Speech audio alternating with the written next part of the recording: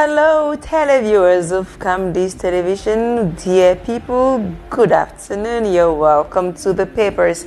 We are signing on this beautiful Friday, and we are so delighted to have you in our company. For like 90 minutes, we are going to be discussing important issues, news-making events in the country. We'll take you into the kiosks.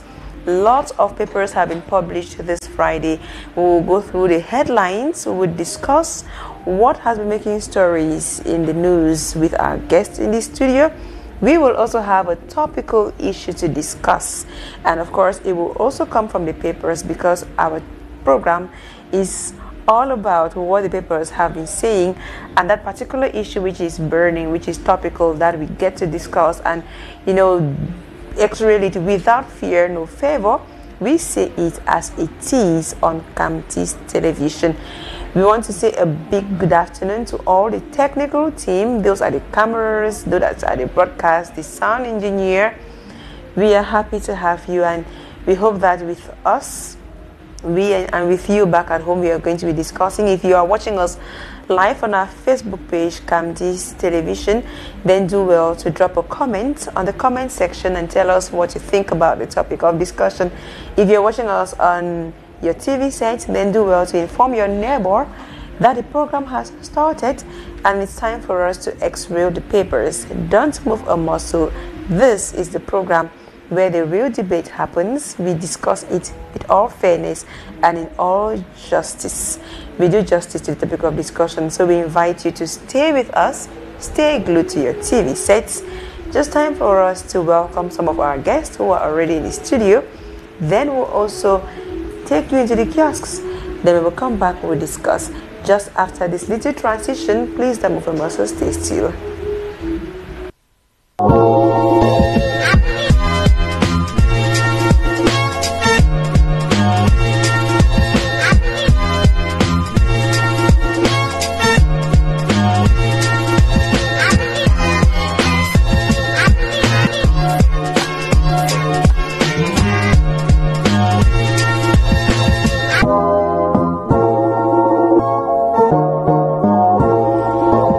Welcome back. Help me welcome into the studio our own John Neba. He is one of those who are training young minds, helping young Cameroonians to be responsible, to be educated, and to be well behaved. He is a teacher in a primary school here in Yaoundé, and he's been very busy. That's why he's been technically absent on the plateau, because he has been training and grooming these minds, writing common entrance, first school, and all of that. Now we can have you to ourselves. Good afternoon to you, John Neba. Yeah, good afternoon, Promise Akante, and good afternoon to the televiewers of Camdis, and especially the papers. Great. Wishing you speedy recovery again. You had a recent accident. Hope you are recovering fast. Yeah, thank you. It is, the way you ride in Yaoundé, if you are not very careful, it has nothing to do with what is taught in the driving school. Yeah. When you leave driving school, you need to start learning again another code on the road. Yeah, the reality is very different from what is taught in the driving schools.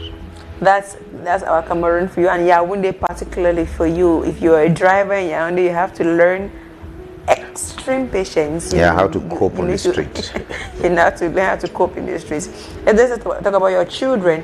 How was their performance for the common entrance, government common entrance? Yeah, the government common entrance, it is no news that we've been having 100% in my school. Okay. And many other schools have 100%, and I know that many A levels. I know that. Yeah, I had 45 class 6 children. Wow. And 44 pass in list A, and 1 pass in list B. The only regret is that I was unable to have a child on honor roll, because honor roll this time was 19 average. So, but we were happy we had all the list A's like many other schools, and I want to say congratulations to those schools that made it in list A. And honor roll was 19 on 20? Yeah. Wow. And there were many children who had 19. 20. That sounds great. Then now first school, like I said, first school, we just finished writing first school last Wednesday. Marking has not even started. Oh. Today, as we are talking right now, I was supposed to be in a meeting in Bastos, a preparatory meeting towards marking, because marking begins on Monday. Yeah, and we'll have about a week to mark. You know, it is we are marking in Bastos, and the scripts come from all over Central region, not only Fundi. So you have scripts from Bafia, Makenene, you have Bangasina, you have all those places in Balmayo, and They are all marked. All of them are marked at GBPS Bastos. Yeah. So that marking exercise will start on Monday, and it may last for a week or 4 days or so. Wow. We wish good luck to all the candidates, all those who wrote the first school looking certificate examinations. We were there for, we saw how the children were looking for their first ever certificate to secondary school. And particularly we interviewed a primary 6 teacher, asking him if he thinks that these children are ready, looking at the curriculum, what they studied through the academic year. Are they ready for secondary education? And just out of curiosity, if there's a child who does not continue secondary school, can this child be autonomous? Can this child be professional? Can this child be productive after class 6, looking at your school curriculum? Yeah, the school curriculum that we have now, what we call the new primary school curriculum for Cameroon schools, has those sections where we don't only impart theory, but actually you have practical subjects. If they ask you to name the subjects of primary school today, you will not name them. We have what they call artistic education. You have vocational studies as a subject. So we have vocational studies, and under vocational studies now, you have things that children realize with their hands. I will even tell you that in the program you have subjects like photography, meaning that those children should be able to learn how to snap and produce pictures by the time they leave class 6. We have drawing and painting. We have agriculture. We have other things. They give you a bit of ideas how to rear animals, rear chicken, everything. So the program this time around, if teachers apply it well, a child will not be stranded after the child has successfully or even not successfully completed primary school. Okay. Because at first we used to base on English speaking literature, history, geography, but now there is something that the government wants. The government wants the things that the children can use their hands to realize. To be productive. But I regret the fact that in a city like Yaoundé, it is pretty difficult for parents and teachers to lay hands on local materials. Raw materials for the children. For example, cane. If they ask you to produce me cane in Yaoundé, and you are a working parent, you don't even know. You have to continue buying bamboos, Indian bamboos, and things like that. They are really, really difficult to have here. Clay to make clay. Yeah, it's true that we have what they call modeling paste, which does not really. But it's not exactly clay that we used to have. It does not really have that value that clay has. But we tried our best. We are trying our best to use cartons to carve things, use what we can lay hands on, but it is actually very difficult.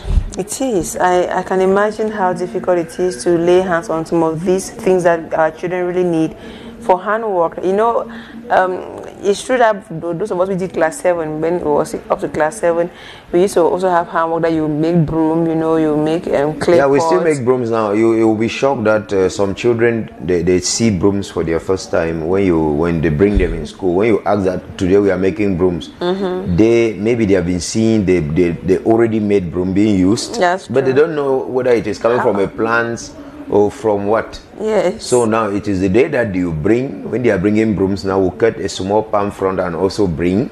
And you may even record a video of a palm tree and show to them that this, because they are young, they are not like us who grew up in the village, and it is very, very much interesting. I can imagine how interesting it can be for children to be seeing the palm tree probably for their first time. Those who grew up in this, you know, paved and tiled compounds. They might not know how a palm tree even looks like. Maybe where the broom comes from. They move from the fence compound into a large Prado car to school, back to that fence compound, and they don't know anything about life. So the school tries to bring the society into the school campus. That's why we also organize excursions or outdoor visits, so that these children can actually see things and touch them, and know that apart from the classroom and those big cars and the four walls of their houses, there is a lot more to discover. If you permit me for a minute, I would like to say something about the 100% you see everywhere after. Yes, I was going to ask that, like, every school just has 100% and almost all list A's. Is it like every children have become very intelligent, or? When you see most private schools, they have 100%. Now, where you have something less than 100% comes mostly from government schools. It gives the impression that government school teachers don't work well, but that is not true. Now, my other colleagues may be angry, but as a teacher, we have the moral obligation to be upright and to fight against all forms of cheating. I would like to say that the 100% you see everywhere, 50% of those 100% are not 100%. And what do I mean by that? There are most private schools who take weak candidates, weak children of class 6, and go and register them under government schools. Because private schools do publicity. Are you getting what I'm saying? They know that if it is 100%, parents will say that they teach here well. So by the time they are registering, some founders and some head teachers, they select children who did not pass in the mock and register them under government schools as government school children. And since the government school has nothing to lose, it is not looking for publicity. After all, it is free education, in quote. Parents will still take their children there. So most of those children that you see fail under government school, some of them are children of government school, but others are children that are registered by lay private schools and private schools under those government schools, simply because they were not strong enough in the mock. Maybe they failed the mock and then they took them and registered there, and that is intellectual dishonesty. I want to say here that promise, if a child was registered in your school and the child has schooled in your school from class 1 or even from class 4 up to class 6, you have the obligation to register that child under your school, and you have to assume the performance of that child because it's your product. So many parents are being duped. Those who run after the 100%, they don't know that they have selected children there and registered under government schools, and then now only the very bright ones remain there and score the 100%. I told you that in my school, one child passed in list B. Last year, 3 of my children failed the common entrance. I had 59. 3 failed the common entrance because I told the founder that we should be able to assume, to take responsibility for our products. If we promoted them to class 6, let them ride there. Exactly. If you did not want that child to ride in your school, don't even promote that child to class 6. Yes. So that is this fake 100% that you see everywhere. Children fail the common entrance, but the private school give the impression that they are very tough, they don't fail.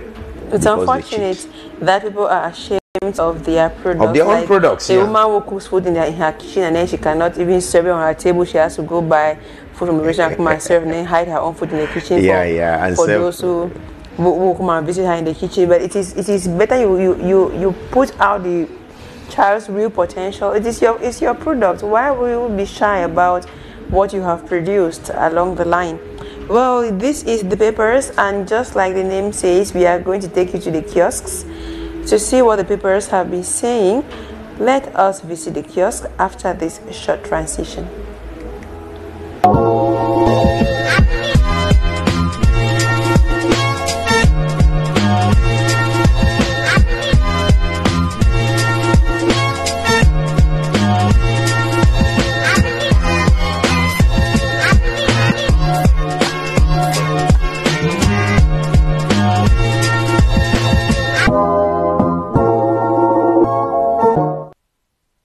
Definitely, we are in the kiosks, and we begin with the Eagle's Eye, which headlines cover Yege Jibril condemns vehemently adoption of women in Mezam division.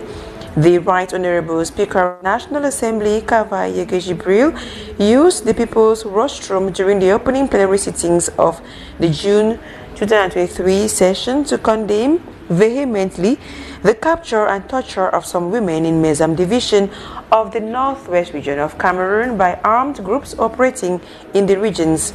He saluted the release of these women, but he decried the fact that such a thing happened. Find details on page 2. The Eagle's Eye of Etienne Nagay also pays tribute to Honorable Awudu Baya Cyprien, who passed on to eternity last week.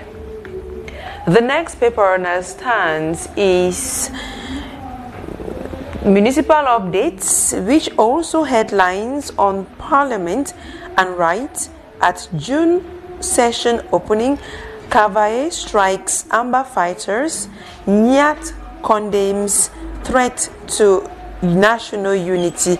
More on page 3 of Municipal Updates, which also talks about members boosting knowledge on national development strategy, that is the Bilingualism Commission.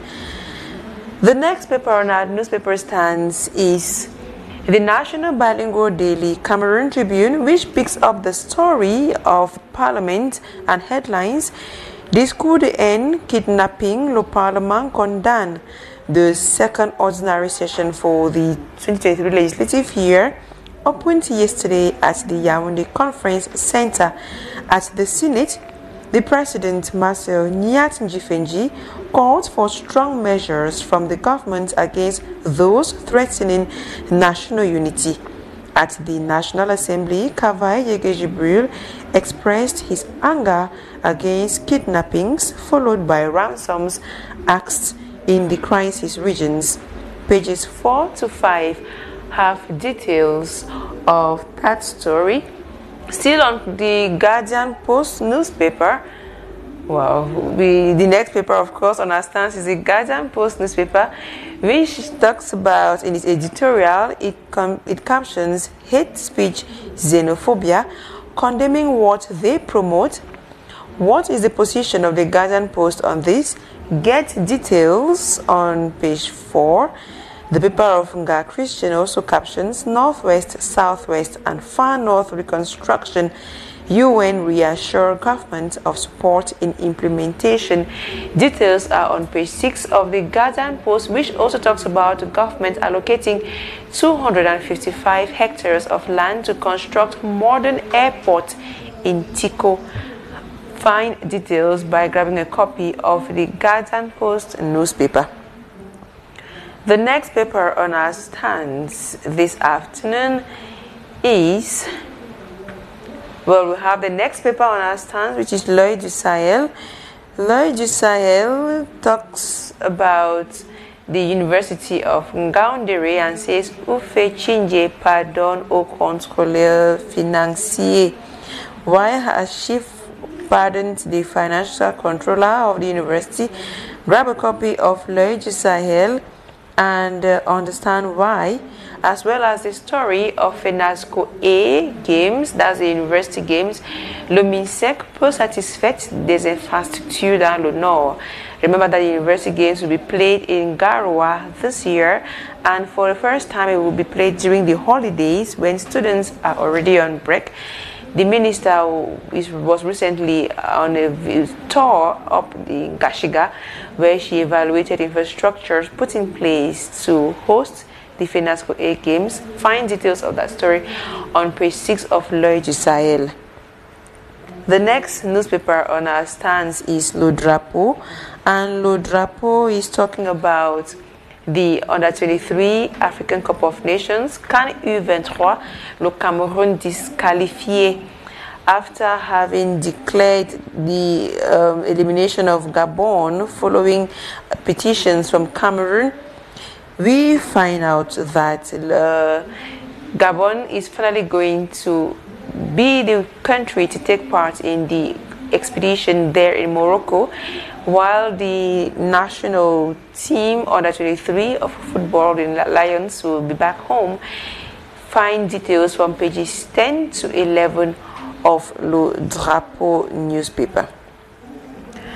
The next on our stands is Cameroon Tribune, which talks about hate speech and kidnappings in the parliament. We said that a few moments ago. And also on Cameroon Tribune this day, you have a World Bank or Cameroon World Bank new operations directors meets PM. Sheikh F. Kante, who arrived in Cameroon recently, was at the Star Building yesterday, June the 8th, where he discussed with Prime Minister Joseph Dion Gote new areas of cooperation between the two partners. The next paper on our stands is Le Jour, and Le Jour newspaper comes back on the CAN U23 and says le Cameroun ne disputera pas la compétition. It is the decision of the appeal jury of CAF taken on June the 7th, qualifying once again Gabon for this rendezvous that will take place in Morocco from June 24 to July the 8th. Find out how and why in Le Jour newspaper. And it also talks about the Lamidal of Tibati, 45 candidates for one chair. Details on page 5 of Le Jour of Friday, the 9th of June. The next newspaper on our stands is Eco Santé, and Eco Santé is coming about to talk about the strike of health personnel that has been ongoing. Grève des personnels de santé. Manauda veut désamorcer la bombe. Find out how Dr. Manauda Malashi, the Minister of Public Health, has been meeting the Minister of Public Health, Dr. Manauda Malashi. To this effect, on June the 7th, met with workers of the Yaoundé University Teaching Hospital, the Emergency Center of the Yaoundé Central Hospital, the General Hospital in Yaoundé, and the Jamon Hospital. But on their side, leaders of trade unions of the health sector remain hardened. They promise to continue with their strike until they obtain a favorable response to their revendications.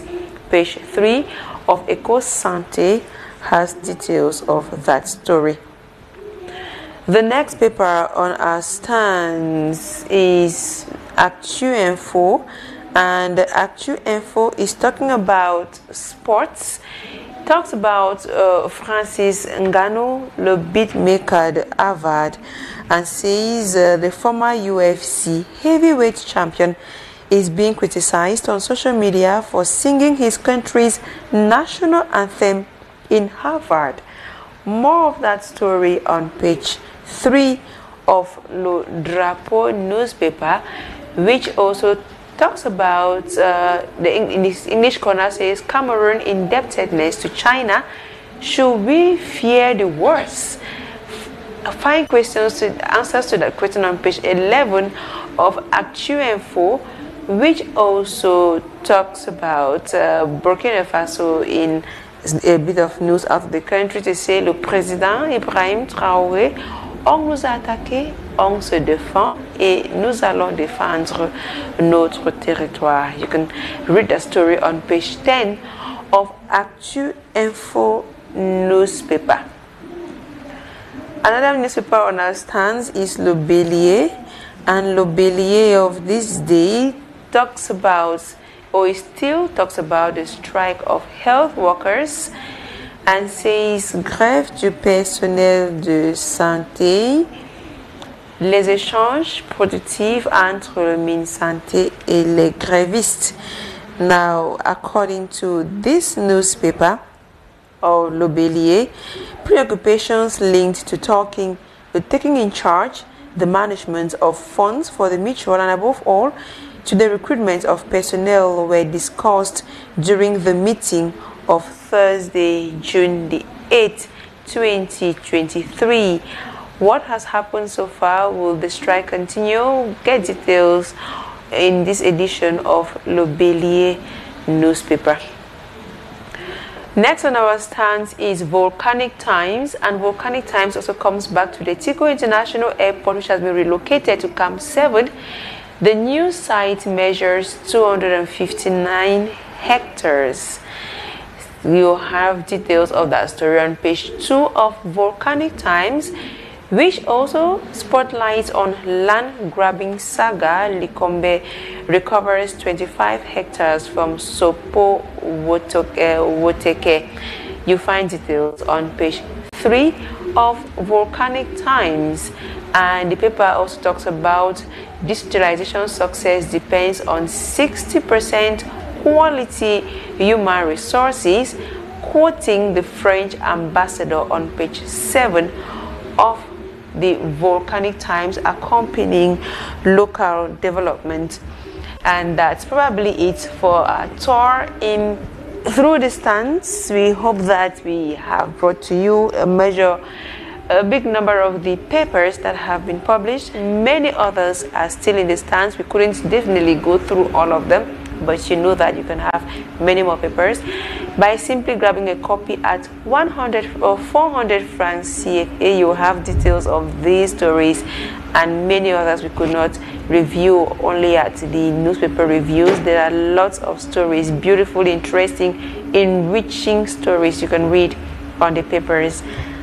Just 400 francs is going to help the print media to survive, to help the press to be autonomous, independent, and truly credible. Well, he joins us along the line as we strolled through the kiosk. He is Franklin Wanchi. Good afternoon to you, Franklin Wanchin. Good afternoon, Professor Kante. Good afternoon, my big brother John. Good afternoon to all the viewers of Camdis. I think happy weekend to all my brothers and sisters all over the territory of Cameroon. You joined us when we were talking about what has made news in the print media. Johnny Bam, you have a pen and paper as a good teacher. You were jotting like the pleaser that you are. What caught your attention in the papers? Yeah, you rightly said Lomneri and Samsung boss. So I had my boy here. I have some few. I think 1, 2, 3, 4 stories that caught my attention. I want to begin with this condemnation against hate speech from the PAN, from the Speaker of the National Assembly, Honorable Kayobaye Yege Jibre, who condemned, first of all, the abduction of those Babanki women in the Northwest by separatist fighters, and they are released. And also, when I had to condemn hate speech, yeah, if I have a comment there, I would like to say that we always breathe a sign of relief when women of that age that we watch on social media are released, but we equally regret the fact that the media, maybe out of fear, could not cover it because we rely on social media, Facebook, and other things for such information. Meanwhile, we pay a lot of tax to the media house that is supposed to inform us. I would like to say that if we put aside the social media, most Cameroonians will really be in the dark in as much as the conflict in the Northwest and the Southwest is concerned. I don't know whether it is lack of financial means, or it is lack of will, or it is due to intimidation that even the private press cannot really cover and give us what is going on in that side. But we know it's a war zone, and everybody is first of all protecting his or herself.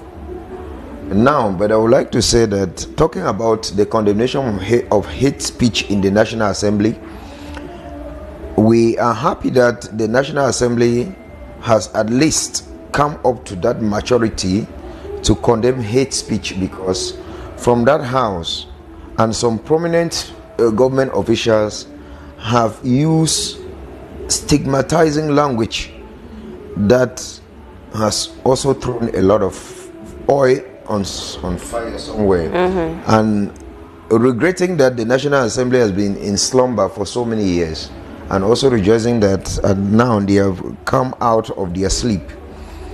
And we may ask them to find out who were those who made statements like 2 cubes of sugar dropped in a basin of water. When we'll be discussing the National Assembly, our main topic, will come back to that. Okay, thank you very much. Topic, yes. Now let me leave that. We will come back like you say. Now, Eco Sancteda talked about the strike action of medical personnel. Yes. And I want to thank Eco Sante and to also throw a bullet to the press. I have been listening to Minister is talking fruitfully. Syndicate leaders don't want to listen, but I've been asking myself, what is wrong with the press? What is wrong with you people? What about the condition of the patients? Who is taking care of? We would have loved to see them agonizing because they have been abandoned. You people only limit yourself to minister and order. No, you know that there is something called right to image. You cannot film somebody in agony. We go there, we see how these people are lying on, like. For radio reports, technically, it's almost possible because we describe the scenario with words. You are not in court. I'm trying to let you understand that you can't film people we have seen for about 2 weeks that these people have been carrying placards, dancing and striking. We have been showing the people who are striking. Yes, you have been showing those people. We want to see the people they are taking care of. Would you love to see your family member being shown on TV in agony? Did you have any one sentence without any picture written about those patients? Of course, the patients are complaining. In which news? You only talk about negotiation with the ministers. You show us the people carrying placards and protesting. Patients yes, but we would have loved to see even a sentence that this is the condition. You people don't want to talk about the condition. Oh, we have those conditions published. We have it in different editions. Let me leave you people and go to my next story. Okay. If you are satisfied with what I've said so far. On the 23 lions. The sad story. But what is sad in that story? Excuse me. These lions were not even qualified in the first place. They were beaten by Gabon right when Yaoundé. Let me talk about that story. It is true. Gabon beat them, and we accepted the defeat. We already cried over it, and we turned the page. But there was a complaint about a player who was not supposed to play that match. He was not qualified according to the criteria given by CAF. Mm-hmm. And when Fecafoot deposited their complaint, the complaint was judged acceptable, and after that, the decision was taken that Gabon was disqualified. It's not the first time we are seeing that. That's true. It's not the first time. You have had teams that will qualify like that, and they will go very far into the competition. That's true. Now, you saw the joy. Let me just tell you something. We just wrote the first school. Let the results come out, and then you know that you have failed. You cry, your family will regret, you stop. Mm-hmm. After some time, authorities tell you that no, maybe the head teacher of your school called and said the ministers have said you passed. The family will celebrate, there will be jubilation. And then after again, they say no, you have come back to that division again, you actually failed. Are you seeing how they toll with people's sentiment? Knowing that Cameroon is a country that does not joke when it comes to their teams, especially the football team. You don't know how I danced in my house when I heard that the under 23 Lions I celebrated. When we lost, yes, I watched that match. It was beautiful. The Lions did their best. We tried, but we lost through penalties. We accepted, we condoled ourselves. Now Yupa came back and said, no, we have qualified until preparations. Do you know how much money has been put into prepare that team? They have been in camp and they have been training a lot. And now but the Gabon news is even meeting them. They are not even in Cameroon. Presently, I think they should be in Morocco preparing. No, they have not left. Who will now pay damages? The senior team that has left the country. I'm very sure that they left this. Who will pay? You can still, you are not in charge of sport anyway, but who will pay those damages? I think CAF is not serious. Anyway, it is true that we still have an opening. They are still saying that Fecafoot can still appeal within 10 days. They appeal again. Yes, just in case they call it CAS. Yes, CAS. As the court of CAS. Yeah, they call it CAS. In all of these stories, just nice to remind people that this competition kicks off on June 24. It's going to run from June 24th to July 8th. We are on Friday, the 9th of June. So you are basically left with 2 weeks. So the time to be appealing and reappealing and de-appealing and reappealing, is it how much of the concentration will be done for the student? Gabon has been in camp ever since the decision was taken. They were sure of themselves that they were going to win. So they have been training and training. So it's Africa that wins. Maybe Gabon should just go and play and just represent it. It's still Africa. All is that I don't want to care what Gabon will do. I only want CAF. I think President Samuel Eto'o and his team, especially the legal department, they are going to make CAF to pay for all the damages, because we were eliminated. We would have stayed us knowing that we have been eliminated. All the expenditures that we have been incurred, CAF is supposed to compensate Cameroon for that, because they push us into that. Now I will stop here by talking about Francis Ngannou and his national anthem version. I think it's Act 2 and 4 or something like that. That talked about criticism around Ngannou. But I would like to say this. We are in one forum like that. We basic education teachers, more than 700 of us. When I forwarded the video there, I wrote there that the fault goes back to the primary school teacher. Oh, really?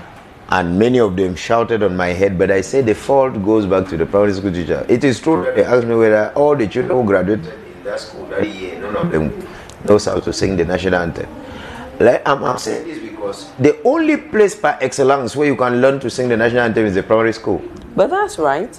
After the primary school, every other place they do it because of fear. They are afraid that the governor is there, they should sing the national anthem. I remember that. They are afraid that the president is there, the minister is there, they should sing the national anthem, and nobody learns the wordings again. No, but in primary school, it's even we learn. It is there in the program. We write it. Civics, yes. They call it now. They call it citizenship education. I knew that. I don't know all the subjects in primary school, but this is so flagrant. Okay, citizenship. You have to write the wordings of we write it. Both verses. We write. You don't only learn. You learn the history about it, where it was composed, when, by whom. And then you write in English, write in French, even write the other version that many other people cannot do. But now there are also some teachers who are naked. Yeah, there is from Shari, from where the Mongo. That's the second verse. Good. The second verse in English. So, and trust me, there are many Cameroonians that if you ask them to sing that second verse, if you take your microphone down there, that would be and ask people to sing the national anthem, they will sing worse than Ngannou. Do you remember that there was a Miss one time, Miss Cameroon, who sang the national anthem, and I was ashamed of myself. But the blame goes to primary school teachers. Maybe the primary school teachers who neglected, because in some schools they just assume that the children know because they are singing every morning and they don't take time to write. In my school, we have at the beginning of every school year, you have this small board. They write the national anthem and put it in front. In the morning, we are singing and going line by line. And I still keep insisting, if you go to my circular letter book, I insist, teach the national anthem to your children. Look at the public disgrace on the innocent Francis Ngannou at that age. I want to say that because maybe he has been singing like that since seal, and he did not even see that something was wrong with it. So I want to call on my colleagues. The innocent Francis Ngannou at yes, that time. because of his age now, we put his innocence in quote. Because even if you did not learn it in school, there are texts carrying those things. Know it now. Right. Good. So frankly, Wanchin, you came in while we were already reading the papers. We were already in the kiosks, but I'm sure you caught up with some of the stories that were on the papers. Yes, one of the prominent stories that caught my attention is, I think it is L'Oeil du Sahel, where it talks of 45 candidates for one seat. Yes, the Lamidal of Tibati. L'Oeil du Sahel. It's not like in the Northwest where you know that when the fund disappears, this is the successor directly. They have to vote on L'Oeil du Sahel. Well, I guess it shouldn't be on L'Oeil du Sahel, but then we have the Lamidal of Tibati, where we have lots and lots of candidates for the seats of the Lamido. It's every region in Cameroon, every village has its own peculiarities, and so yes, you can't blame them for having theirs. Yeah, there was something I wanted to say about it. I think when I look into the chieftaincy in the Northwest region, it is far better than in any other region in Cameroon. No, I will not allow you to say that. No, let me finish. That is what we mean by cultural diversity. Let me finish. And you don't think your culture is better than another person's own? The issue is because in the Northwest, it is very scarce for us to hear disputes over inheritance, especially of the phone. And like that, we have grown up like that, and we know it is like that, and we live like that. But now, there have been some policies in the Northwest where at times you really see princes fighting and killing each other for that throne. But in the Northwest? Yes. I know some policies like that. Let me not call people's name, and they feel like I was tarnishing their behavior because it was so bad. When we saw two princes, they know any of them could be the phone, but they fought at the point of death, and the person who inherited now came in. It was a neutral party coming to inherit the throne. I think where we have so many candidates like that, it's just like an idea to those who vote their leaders. Where there are so many candidates like that, they should try to give in strategies that at least they should have like 3 candidates to be there, not 45. Okay, there should be a pre-screening. A pre-screening. Yes. Then they can go some for primaries. That is the word I was so looking that for. people should be eliminated. There should be some primaries because now it's really very confusing for Cameroonians, especially those of the grassroots as a whole, to be hearing that there are 45 candidates for a single throne. So at that point, we ask, maybe the throne is not being controlled by a royal family. Maybe it's that type of royalty which comes from any family. And let me just add something. That is where you have a lot of headache. The Prime Minister of this country and many other, and the Minister of Territorial Administration, at one moment you find them imposing when there is chaos. And I just want to say that these people they say if you bring a maggot-infested firewood into your house, you are inviting lizards. Lizards into your house. Definitely. That type of number, we can already start thinking that these people are inviting lizards. I watch one ridiculous, I will call it ridiculous. It's true, I defend other people's culture, but that one, to me, I believe it was neither Cameroonian culture from no region of this country, promise. The election of a traditional ruler where you have the subdivisional officer is sitting there, and then the dignitaries are seated there, and they've caused the 2 contenders to run. On your marks, get set, go. You run. You are the first to arrive at the note. After that, they gave them dictate in French, not even in that local language. They did the dictation, so they have to mark the dictate, consider your sport, how you ran, before they make you chief. And I begin to ask, and then one media house went and covered it too. I don't know whether they were covering it to expose it or to encourage it, but we were also thankful because we saw it. But I began to ask myself, if the dictate was even in the mother tongue, who can understand whether they are testing you, you know your mother tongue. Your culture of now running, how does it enter into administration? And at the end, somebody, they will be reading, pour la dictée là you dissect, l'autre you can, donc c'est toi le chef. That type of thing, I don't know how tradition comes in. Okay, you just finished the last part of what I wanted to say about this, because the moment there are so many candidates like that, you will see administrators coming in, and the truth, go back to your village. The administrator in your village is not somebody from your village whom we can say that he understands the culture of the people. Yes. Someone else will now come, and now he will look at the person he likes and say, this is the chief, we accept. People of Tibati should be very careful when these things are coming in, because at that point now you have a cultural position which is not functioning culturally but administratively. I mean administratively now in line with the government, which of course means that if there's a different government in power the next day who does not favor his own views, your entire village has a problem. But if you voted someone who has the village at heart, if someone was here who knows that yes, I belong here, and the villagers accept that this is our person, no matter what is happening in the political field, it doesn't concern them. Because we have seen so many cases in the Northwest there where funds who were maybe at first political leaders in their areas, when they rightfully ascend the throne as a fund, a problem is coming in because of your political party. I know funds who do not even receive their own remunerations that the government gives to the administrators because they are part of the administration, simply because they are of the opposition. So when you allow all those people to enter into you, things will go wrong. We know politics here. Let us not call names, where they have said that the fund will not enter this palace simply because he is a member of a particular political party. No, I know only of one traditional ruler, and a Wondo traditional ruler was dethroned in 2018 because he supported one political party against the ruling party, and they actually went to his palace, brought down the Cameroon flag, and he was dethroned. I don't want to call his name neither will I call the political party, but those are things that really tell us that the Cameroon still has a long way to go when they call the name democracy, because that is not democracy, that's dictatorship. It's dictatorship. Ladies and gentlemen, you're watching the papers live on Camdis television, the Republican television. If you're receiving us on your TV set, you're doing just great. If you're watching us on our Facebook page, Camdis television, on our Facebook page, of course, you can do well to drop a comment on the comment section of this live video. We will invite you to stay with us as we take this little transition. When we come back, we are going to dive into our topic on focus. Please don't move a muscle. We are coming right back.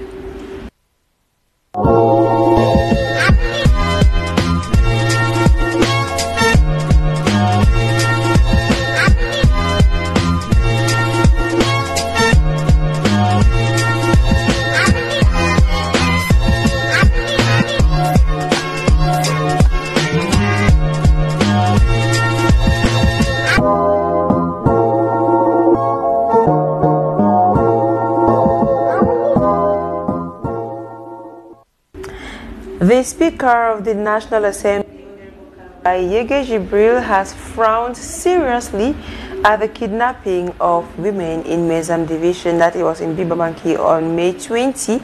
He has also frowned at the fact that citizens are forced to pay taxes to a sub-government under a government in the same country, calling on the government of Cameroon to put an end to this hardship being inflicted on Cameroonians.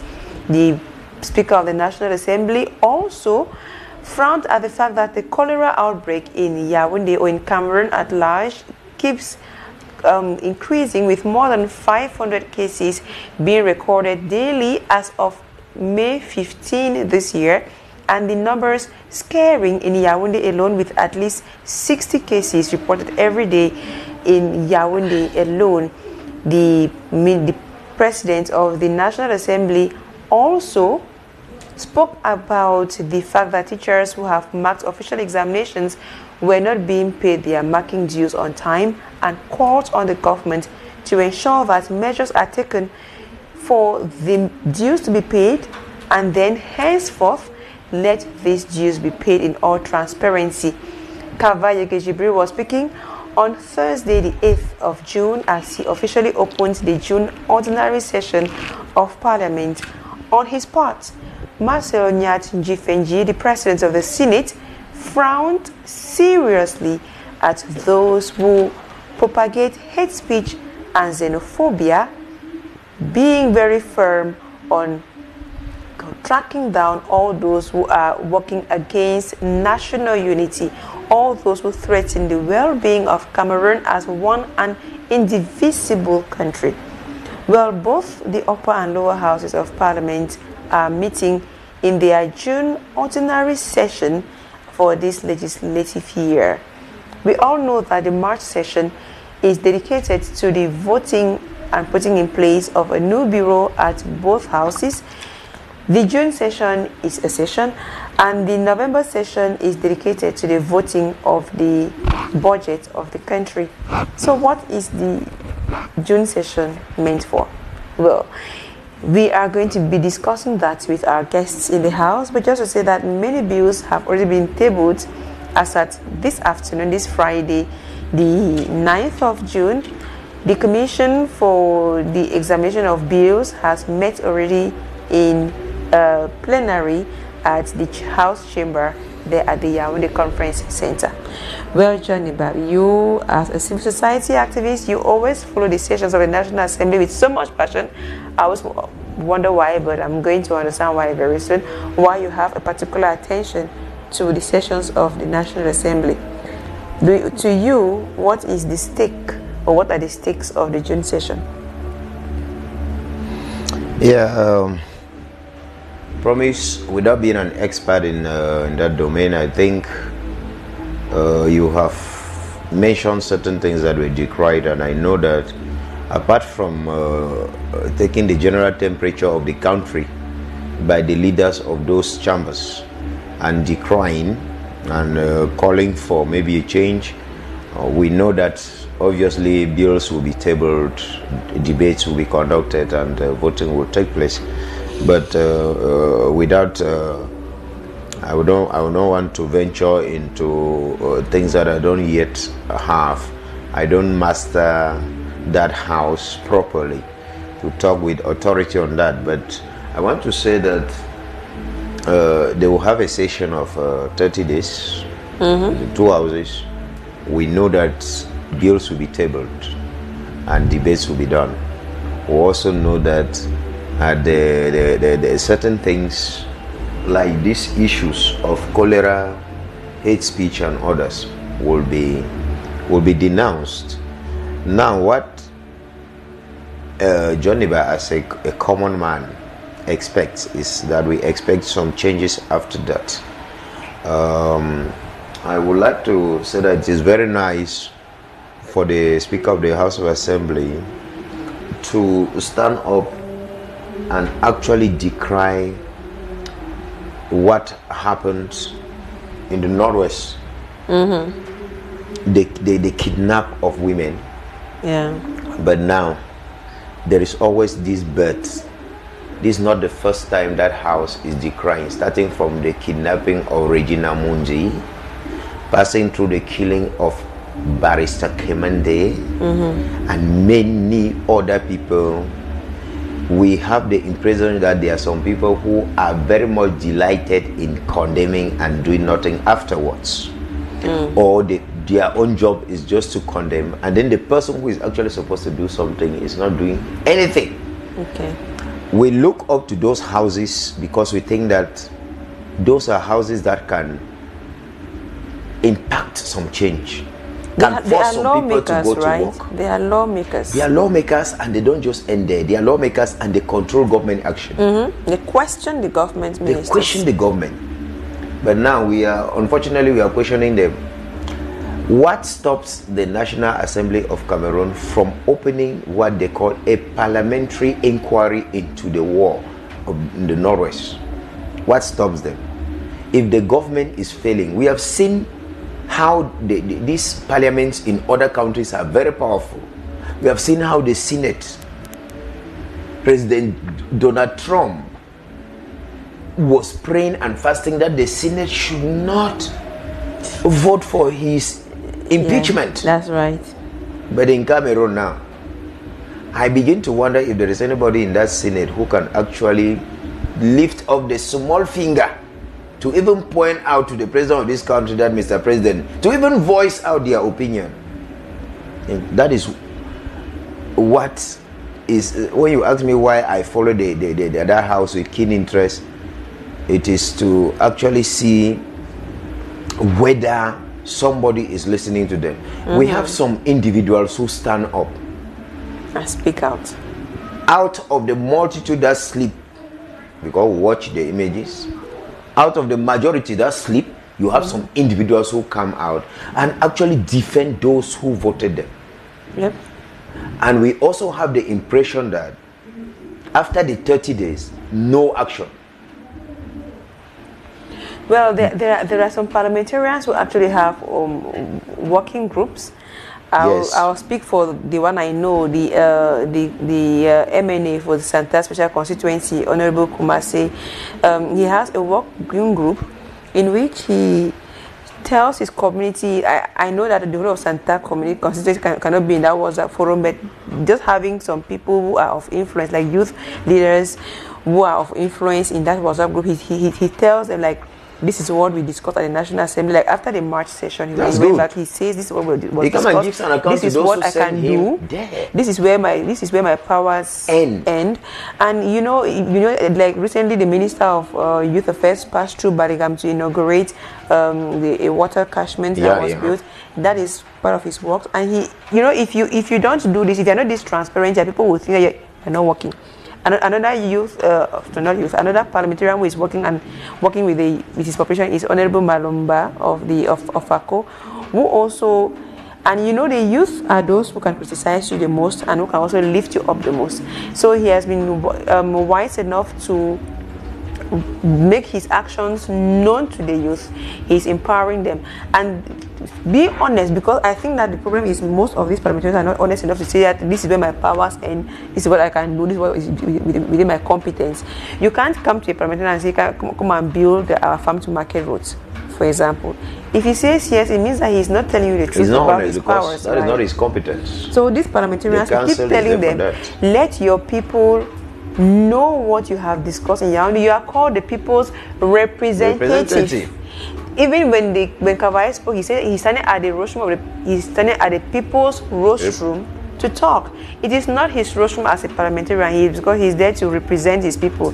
Now, when you go and represent your father in his Funjangi house, for example, when you come back, what do? You give an account of what has happened. So as you will represent me at the Yaoundé Conference Center, not the Glass House anymore, at the Yaoundé Conference Center, after the 30 days, come back and tell us what has been discussed, how is it going to make our lives better, what can you do, what were the things that you said during the session, and you know, do you have more powers to do something, do you have do you have grants, you know, do you have grants for projects? All of these things, they are important that the people get to be in the know. And how would people know it? You know, if you don't give me the correct information, I'll have the wrong one from somewhere, and I'll believe the wrong one. Do you know that some of you even go towards some of them and they refuse to talk, forgetting that they are talking for their own good? Because when you talk, when you grant an interview to the journalists, you are talking to the people who sent you there. Thank you very much. And you are not even paying the journalists for that. Yes, you are bragging again. Why would you be? I want to say that we would have loved the Speaker and the President of the Senate to continue with the condemnation right down to what happened in the South region. And hold down the ministers concerned. You know, talking, because I like the fact that Honorable Kavae spoke to members of government, talked to the Minister of Public Health. It is true you are containing the cholera outbreak in Yaoundé, but it should not even happen in the first place. They should carry on epidemiological. I like the way he's sounding as if he was newly elected, but he has been there since the Kingdom Come. When I was in class 1, they were telling us on the assembly that the Speaker of the National Assembly is Kavae Jibril, so he cannot blame a young man who is younger than him who just came. I think the young man should turn and look at him in the eyes and blame them. That his own regime. He should look at his age mates and himself to know that this cholera that is coming today is just a sign of so many wrong decisions they took in the past that is now overtaking us. Minister Manado Malochi is too young to receive blames from him because the minister is trying his best for the short time that he has been there. I want to laud his initiative for talking about marking of exams. I knew that you were going to say so. That's why you're on this platform. If I don't say that, then I'll be a hypocrite. It is true that it's not about O and A level, even commenters and first school. I know that primary school teachers have been complaining, and you're beginning marking on Monday. I will have to disappoint you for once. I will be a little bit hypocritical because at one moment, if he does, frankly, you hold him for me. At one moment, when they called some of us and try to explain constraints to us. Constraints? I will call it that way because I don't have any means to verify. You will do a job. They will call you and say good.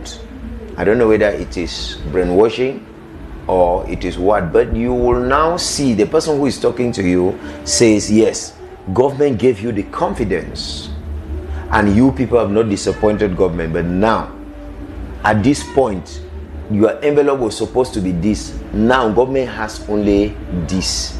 Please, can you now take it and let us hope that this will happen? You see, at that time, when all of us look at the person talking to us, even if you were to catch him, he's not even the money is not even in his pocket.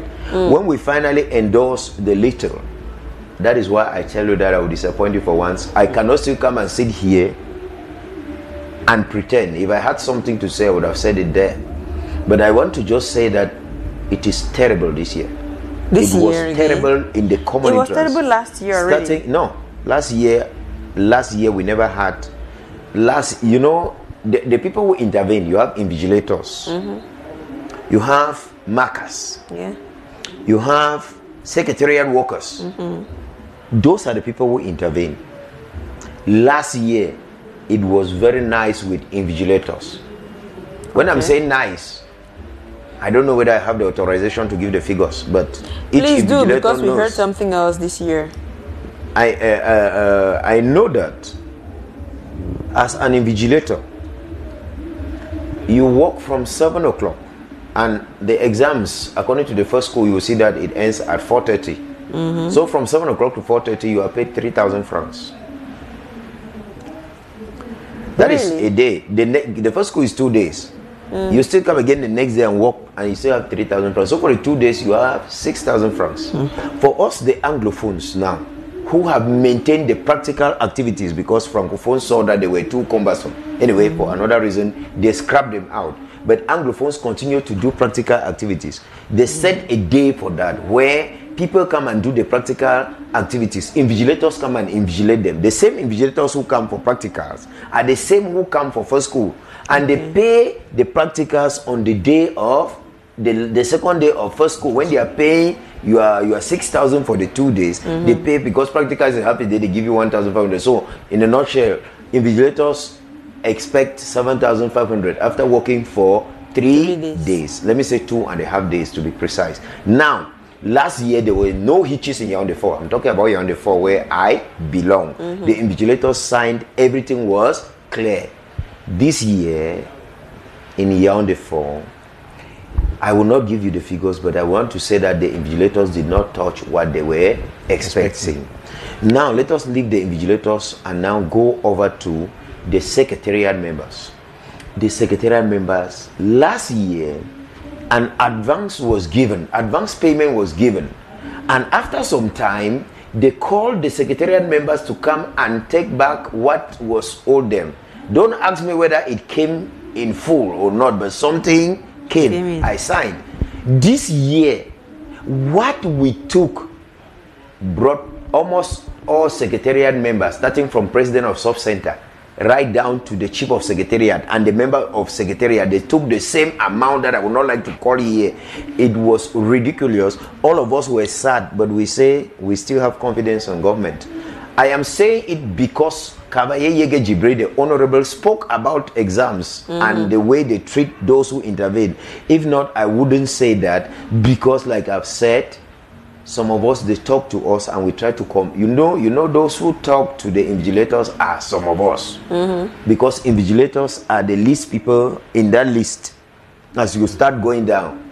So when the inspector talks to us, we now meet the invigilators and then also transmit government constraints and appeal to them. But not that we are happy with the situation. No, we are understanding that times are hard, and we now plead that government has said times are hard, and even us, we understand, because it was really a very poor treatment. I'm talking about Yaoundé 4, because at one moment we understand that things don't happen simultaneously in all the different subdivisions. Now we are talking about the June session of Parliament. We know that, Franklin, March is for the putting in place of a new bureau. November is for the voting of the state budget for the following year. What's the very, very important essence of the June session of Parliament? Well, the June session, first thing first, it comes at the end of the first half of the year. One other thing is to analyze and evaluate the work done with the last year's budget since January 1st till when the June session is opening. We saw either that at the beginning of this session, the head of state had to approve an addition And modify the budget. An addition to the budget that was originally there. Yeah, the budget came to 700 billion, something like that. So things like that come, they always come in, and I think that it is maybe they started doing the evaluation even because actually when they will come into the parliament, those who are involved are to present their reports. Maybe the evaluation was done and they realized that for us to achieve this particular project that we wanted to achieve within this year, the budget we have in hand is not enough. So they had to play on the head of state to give a presidential signature on it in order to approve for another budget. But we still have a question mark somewhere. Because Yes, they are a telling us question mark. about reconstruction in the northwest, southwest, a place where the very house is still condemning about the kidnappings and the killings that are still ongoing there. Another point that caught my attention is that issue of cholera in the major towns of Cameroon. At a certain point, Cameroonians have developed that attitude of the government will come and do this. It's the government. When you dump dirt from your house in the gutter in front of your house, do you expect the government to come and make you healthy? Most The government likely. tried here to fight against malaria. It was easy. That one was a disease transmitted by a fly. Mosquito, yes, we know about mosquito repellents, mosquito nets and others. But for cholera, it is a waterborne disease that is just, it can be created anywhere. Look at the nature of toilets in Yaoundé. How is the emptying of toilets done in Yaoundé? You see that most toilets find their exits in the streams around. Yeah. And these very streams, what is in the stream? You see made plastic bottles. I still blame the government for the use of plastic bottles in Cameroon.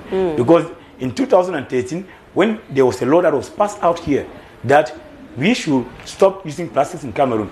Yeah, that law is dates like biodegradable. 11 years back. Yes. Yes. I remember that by then, that should be around 2012. That was Minister Elepie, and the greatest achievement is that at first, when we used to buy in shops, people used to tie the things that you have bought in plastic free of charge. Now, the only thing that minister has achieved is that even in large supermarkets, You have you to buy buy your and then you plastic. buy the the plastic, plastic. and it is still a non-biodegradable Written on plastic. it. But you still continue to buy. I don't know. And people carry the papers on their heads and move around. And it is not everybody who is carrying. Some people have the réseau. They know how to carry papers and sell, but other people cannot dare. That is what the minister has achieved after 11 years. I still want to come back to something. Before the passing of that law, there was something in Cameroon here like we used to drink our juice from a bottle. That when you drink and finish, the brewery company will come and collect a bottle back to go and make new juice, put in it, and come and sell to you again. That means they sell, but the container belongs to them. And that bottle is recycled, they can recycle it. After this law was passed, now we see soft drinks are coming all in plastic bottles. And when you drink it, where do you take it to? You dump it in the house. When they dump it in the streams, they block the water. At the end of the day, we have flaws everywhere. At the end of the day, that very toilet that is being emptied in the same water comes back to the house. That's how we find ourselves with cholera. Why is it that we hear of cholera in Yaoundé, Douala, major towns of Cameroon, but you cannot hear of cholera in a village like Nkar? But there are bigger Because population. in The bigger the villages- population, villages the are more more the cleaner than risks. towns. It's not the amount of population. One of the problems of urbanization is how to manage waste and the spread of diseases. That You is cannot compare the way a disease should spread in Bafut, in my village, and in Yaoundé. I'm coming to What this is the crowd. population I'm even? coming to this Population, because that's the right. population in the village is not much.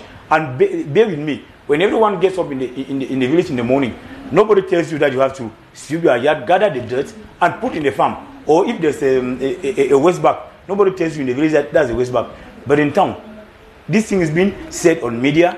Even quarter heads move around and say it, yet people do something else. Another issue in that very speech of yesterday that caught my attention very fast. We have been crying this since January. The issue of hate speech, xenophobia. They are crying about the country that they need national unity. A question I'm raising up in 2019 when this issue of hate speech was hitting Cameroon. This very parliament sat in a particular law of the 2019, and the Article 241 of that law punishes anybody who happens to be a victim, the perpetrator of hate speech. That's right. Now we come back to an issue. Around a month ago, there was an elite conference somewhere in one part of the Cameroon, in Southwest, and I know newspapers reported back that these very guys have been promoting xenophobic speeches. Up till now, that law cannot apply to them. That is, it is contained on the Gazan Post newspaper of this day, which says they are condemning what they are promoting. I was coming back to what the newspaper already said today. Because when you want to look at who are the people promoting hate speech, how is it being promoted?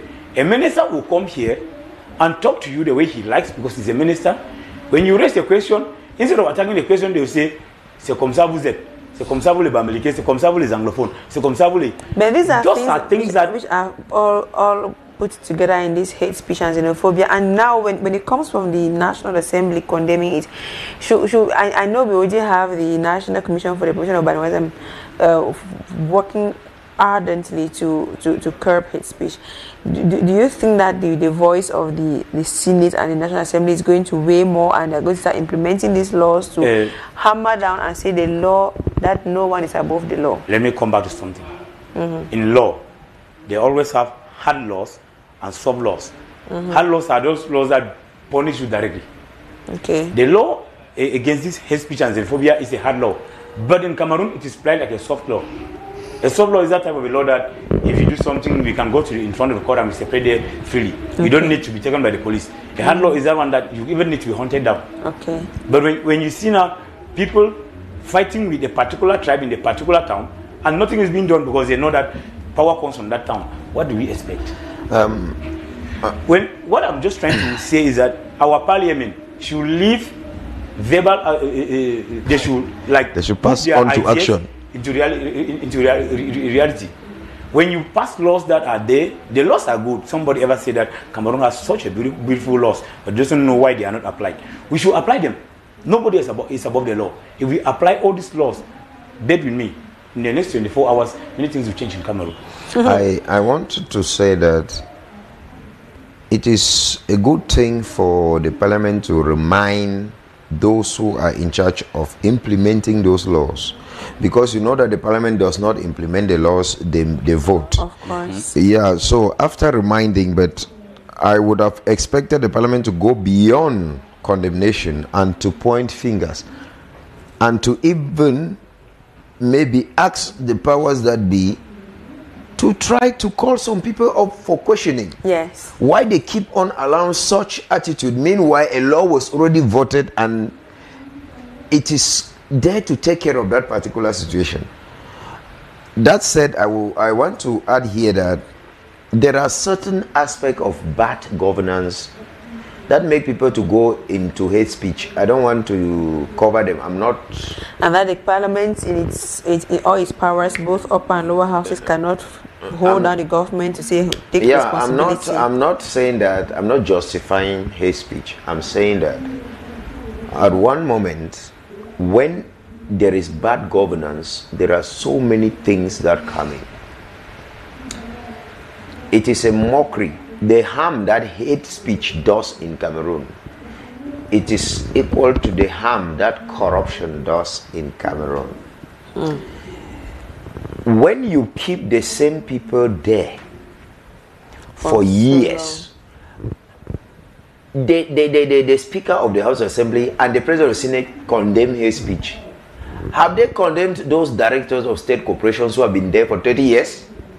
Some newspapers have even written.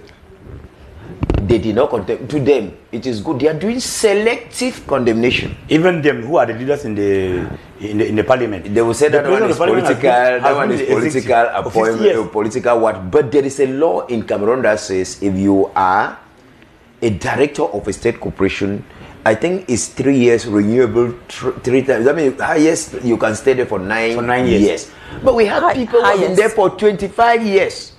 I've been hearing of a certain iron look. I don't know whether it's a person or is a moral person or a physical person. We have been seeing these ones who are there. They should not think that they can sweep other people's doors without sweeping their own doors. If you have tried and you are pointing fingers to other people and you have been there for all these years, can't you now, isn't it time for you to start pointing the finger to your own self, right, Mr. Speaker and Mr. President of Senate? I think you people should also do a self-examination. We need we need people who will not say that, we have been there, the house is my own, I know the house. We need other people who will be conscious. We have the impression that some people are not conscious. So now, by implication, you're saying that the Senate and the National Assembly should do more than just talk from the rostrum. What can they possibly do? This is the June session. They have 30 days. Lots of bills have been tabled already They can open parliamentary inquiries. After that, they establish responsibility and forward it to the judiciary. Okay. Because they can say that this person was guilty of doing this. For example, what happened in the South region, I don't know whether it was condemned because I did not follow that speech. But now they can actually send a parliamentary inquiry team, a commission to go and do inquiries there and establish responsibility, and the judiciary is involved. Rather than just talking, anyway, at that age too, just talking is really difficult. We know that all these things are coming in because, power concept is power abuse. And one other thing is when you abuse power, there is absolute authority. And when you have absolute authority, you fear no one. That is what is happening in Cameroon. Because most people in their positions, they have been there. When you want to verify, you see that this man has been here for over 10 years. And even before becoming the helm, he must have been in that particular track for more than 30 years. For example, the president or the speaker of the National Assembly has been in the executive of the National Assembly for 50 years. He was elected to that executive in 1973. And he's blaming a minister who was in primary school when he was speaker.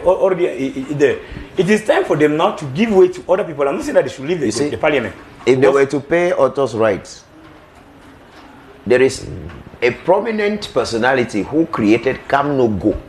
And he's still in government today. If they were to pay authors' rights, they will give it to him.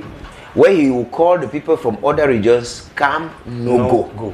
Is that like speech or hate speech? Why does the government keep compensating such people with bigger posts?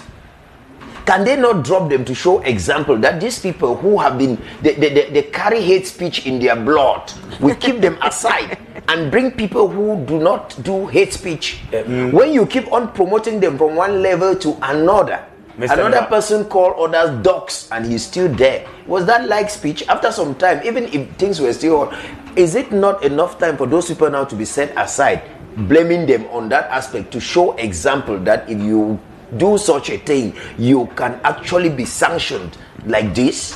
When you continue to keep them and promote them from one post to another, and then you come and do hypocritic talking, of what use is that talking? One action. The worst part of it is that even the perpetrators of this speech, at the point where they realize that they are wrong, they cannot even come out to the same place where they sat and use the statements to say, I am sorry, I did not know, or maybe it was out of whatever. Well, now that the parliament is talking about it, we hope that we're going to see a lot of actions. For the June session of parliament, which is ongoing, lots of works have taken place so far. This morning, already at the National Assembly, there was a chairman's conference at the speaker's chambers. There was also this commission for the communication of bills.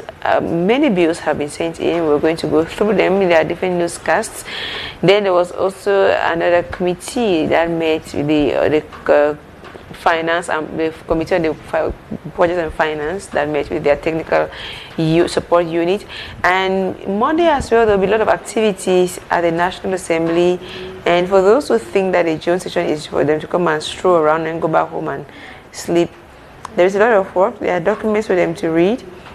Now, what they do with those documents, what they do with those projects is what matters. Are they going to read through them and come out with the points that are not very nice for Cameroonian consumption, or are just going to say validate and clap? And maybe it's to see the first person to arrive the last page of the document. If I told you already. I also expected maybe condemnation for a panelist after participating on one debate TV. That panelist was abducted by people who even mask themselves after release. I don't know if Cameroon has become a country where you want to condemn, you keep on moving from one condemnation to another condemnation. But I don't know whether it was mentioned. So if it was not mentioned, I want to tell that it is terrible, because some of us who come and talk here, at one moment we are afraid to take the stairs to go down. But the only guarantee, what gives us courage to keep talking is that, one, the constitution of the country tells us that we have freedom of expression, and two, President Paul Biya once said you don't need to disguise before you express yourself. Those are the two things that give me the courage to come and call things. You actually listen to your president. You do. So you actually listen to your president. I listen to President Paul Biya. And you keep to his words. And what are his words? To me, I apply what I think he's saying. What are his words? He just said that you don't need to mask yourself to give your opinion. To talk, yes. That is what I'm saying, that the courage when you people call us, we run. Even at times we ask people to call us because we observe a lot. We feel for the common man, and knowing fully well that the president has given us the go ahead, that you don't have to go into Maki before you express yourself again, and that the Constitution of Cameroon gives us the right to freedom of expression. Exactly. We come here now to try to also help government, to make government understand some of these things that are not going well, and to also tell the masses that maybe government cannot do all. You also have your own blame in it. That is the job we're doing. The senators and the parliamentarians and the MNAs are in session, June session. They are going to go through many bills. The sitting has been taking place since morning, and many bills have been sent for them to go through. We have up to about 11 bills, or 12 or 13 if I count well, that have been sent in to the parliamentarians or to the MNAs. If you have a word for them, Franklin, as they go through those bills, what would it be? If there is one word I would like to say, as per the bills that have been submitted to the National Assembly, what I would really like to advise the MPs is that take what you know is good for Cameroonians. You are there representing Cameroonians. You know where you come from, and you know how it is. Take what you know is what we need now. Because there are certain bills that go in there that maybe those are needs that will come up after 3 to 4 years. They should tackle the first problems of Cameroonians, okay, which are we don't have roads, lack of roads. Farm to market roads, even in we've been trying to farm to market roads in a way that when I took a particular stroll around here, I realized that farm to market roads are now far better than roads in town. They are there. Frankly, another issue is they should try to see into the issue of high standard of living in Cameroon. High cost of life in Cameroon, because we are really seeing how people are lives have changed. People are suffering. They should look into what can be done and how can it be done. If I'm saying here, it's because last week I was following some reports. They were mostly based around small and medium-sized enterprises. They should try to see into it and encourage that sector. That sector will help boom Cameroon. Yeah, and we should also fall back, look into how can Cameroonians produce what they produce and consume what they produce. Very important. Know that we consume what we produce when we also imitate from our leaders like them. Because most of the time, if what we are producing here, you see it rotting along the road. And dear MNAs, consume Cameroonian, encourage us as your peers to also consume Cameroonian. John Neba, they'll be leaving in 30 days. For now, they have 12 bills tabled so far, and they say another session on Monday where many more bills are going to be tabled. You have a word for the MNAs who are here in Yaoundé for their June ordinary session. Good. I just like... Frankly, I want to say that the problem of insecurity in some major towns of Cameroon is terrible. Yes. We have insecurity that we are even confused to know whether it is state insecurity or it is just social insecurity at times. Because we are really afraid at every point now. I think something should be done in that line. And I just want to remind the parliamentarians that they have immunity. And that immunity was given to you people because you have to speak without fear. No favor. In order to change the country. If you speak with fear we'll take away or favor, you know that your immunity is useless. It's useless. Thank you very much, John Neba. You're a teacher, you're also a civil society activist. Thank you for being here. Thank you again, Franklin Wanchin, for joining us.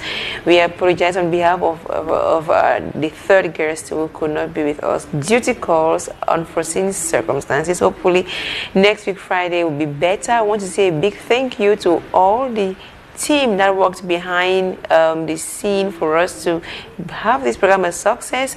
To Remio Ambela Jr., to Mr. Ayum, to you, Edimo, Lionel, and of course to Andre Owona. All of you made this program a success. Big thank you to management for the opportunity to be fair and equitable in our discussions. And of course to you who watched, it's a thank you from us. Keep watching programs on Camtis Television, the Republican Television.